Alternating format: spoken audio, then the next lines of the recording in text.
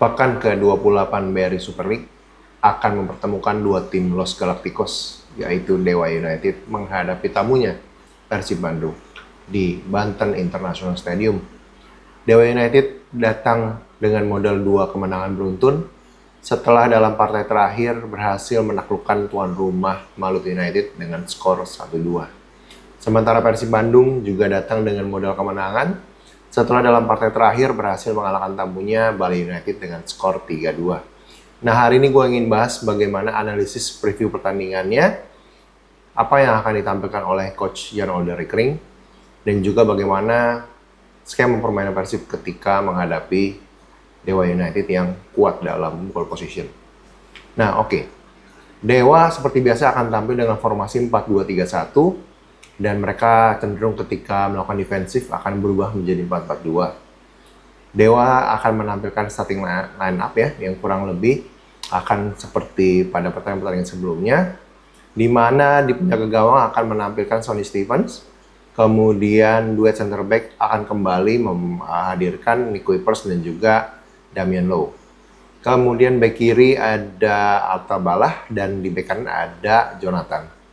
Untuk dua di tengah akan menampilkan double pivot Jaja bersama dengan Ivar Jenner.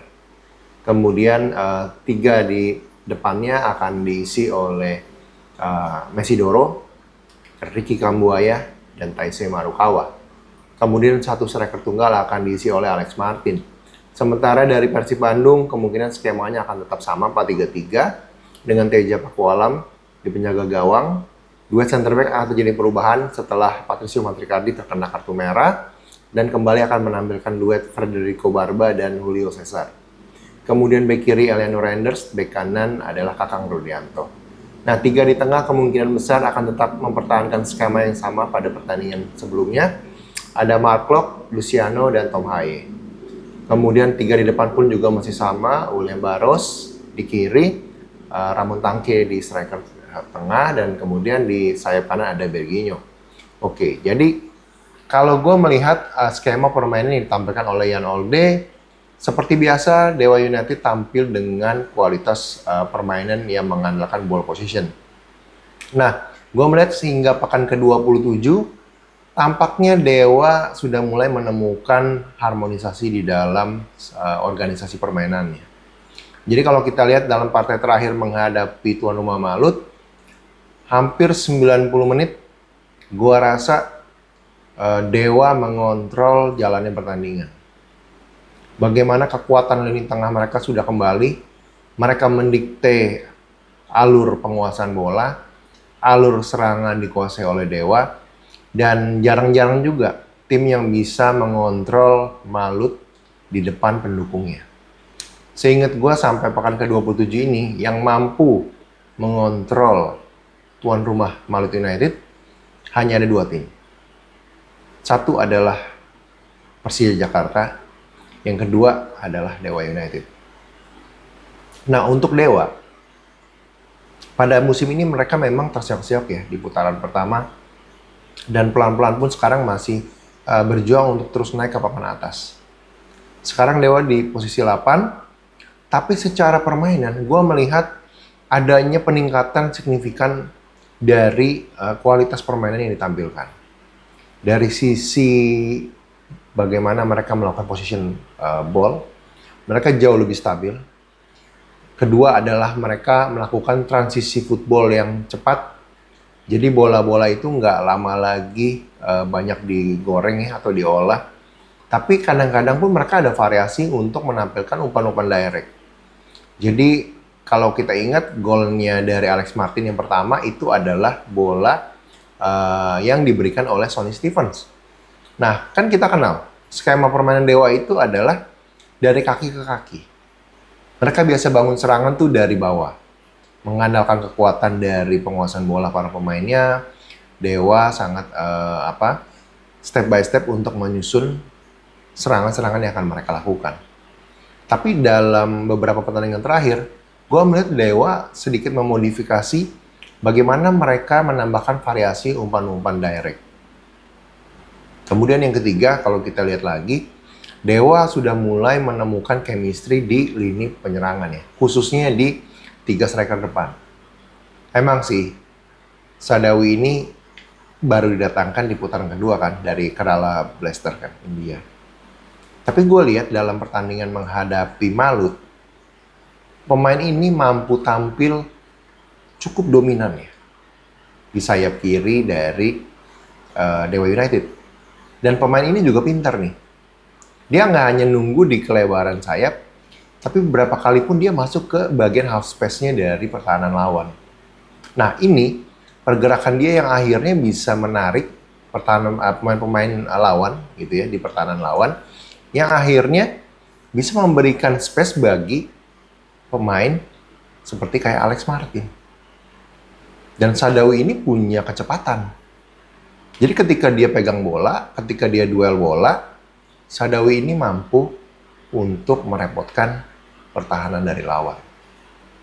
Nah, 3 faktor tadi yang gue bilang sebetulnya sangat menonjol sekali, membuat Dewa United itu pelan-pelan mulai menapaki peringkat atas dari Super League ya. Mereka terus naik nih trennya. Nah, kalau kita bicara soal penampilan yang positif di pemain-pemain menyerang, gue rasa juga Alex Martin juga lagi oke-okenya kan. Dia mulai naik nih. Sudah 14 gol Alex Martin cetak sampai pekan ke-27. Nah, tapi kan nggak cuma karena Alex Martinnya aja. Jadi gue ngerasa pun teman-temannya pun sudah mulai menemukan nih. Udah menemukan lagi gimana caranya menyuplai Alex Martin supaya on point untuk bisa nyetak gol. Nah, bayangin kalau kita ingat Dewa United di putaran pertama, mereka tampil nggak stabil, organisasi pertahanan juga acak-acakan, kemudian mereka juga cenderung kadang-kadang mereka lebih sporadis ya. Nah, kalau sekarang tambahan pemain belakang ini juga jadi faktor. Gue ngelihat perubahan duet center back yang tadinya di putaran pertama adalah Casio dan Nico Kuipers, sekarang menjadi Kuipers dan Damian Lowe. Ini membawa hal yang positif ya. Karena gimana pun juga, Damian Lowe ini adalah pemain yang secara reguler dipanggil oleh timnas Jamaika. Dan timnas Jamaika kan hampir lolos ke Piala Dunia ya. Jadi mereka kalah di playoff, dan gua rasa secara kualitas Lowe ini membawa kemajuan bagi Dewa khususnya di lini pertahanan. Nah, beberapa faktor tadi ditambah dengan kecerdikan dari Jan Olde.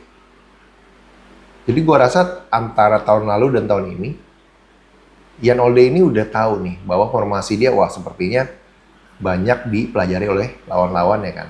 Sehingga dia akhirnya berhasil beradaptasi dan kemudian lebih tepat di dalam menghadapi persaingan BRI Super League musim ini. Jadi kalau dari sisi Dewa, gue rasa mereka akan mengandalkan ball position, mereka akan terus tekan Persib, membuat Persib frustasi, dan sambil melakukan tusukan-tusukan tajam yang bisa membahayakan gawang dari Persib Bandung. Jadi kunci dari Dewa United adalah Ricky Kambuaya, Messi Doro, dan kemungkinan adalah Alex Martin pasti.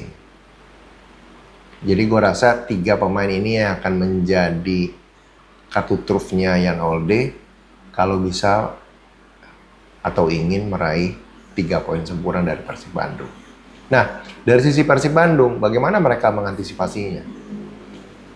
Kalau gue rasa dengan perubahan cara main Persib di musim ini, yang tadinya bermain praktis, sekarang atau di musim ini tuh lebih bermain dengan mencoba mengambil inisiatif penyerangan, lebih banyak berani memegang bola, melakukan ball position. Tentunya mereka akan menghadapi kesulitan ketika menghadapi lini tengah Dewa yang sangat kuat di dalam position football. Tapi Persib bukan tanpa peluang. Karena gue rasa Bojan Hodak pun juga sudah tahu bahwa ada beberapa faktor yang bisa dieksploitasi oleh Persib ya. Yang pertama, walaupun Dewa United sudah mengalami perkembangan. Tapi kalau kita melihat dari partai sebelumnya saat menghadapi Malut, beberapa kali terjadi error yang dilakukan oleh lini pertahanan Dewa. Nah ini yang gue rasa bisa dimanfaatkan oleh Persib. Karena Persib memiliki lini serang yang juga berbahaya.